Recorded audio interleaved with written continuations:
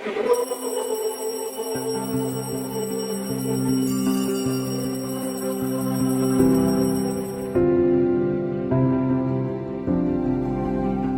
tayo sa Ama. Bumalik tayo sa pag-ibig ng Diyos. Ito yung paanyaya sa atin ng ating patron, San Padre Pio.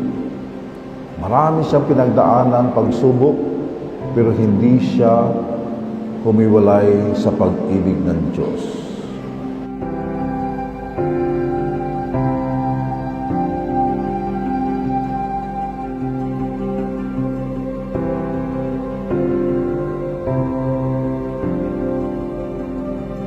Ang Diyos pa rin ang pinanghahawakan natin, ang Diyos pa rin ang sinusunod natin, ang Diyos pa rin ang nasusunod sa atin.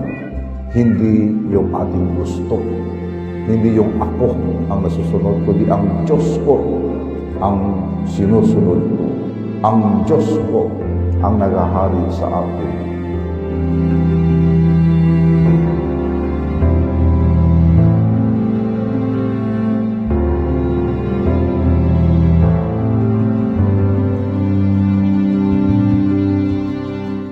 Tulong ni San Padre Pio, nawa tayo, nasambayanan ng Diyos dito, ay patuloy na lumago sa pagtitiwala, hindi lamang sa Diyos, kundi sa kapwa. Magtiwala tayo sa isa't isa.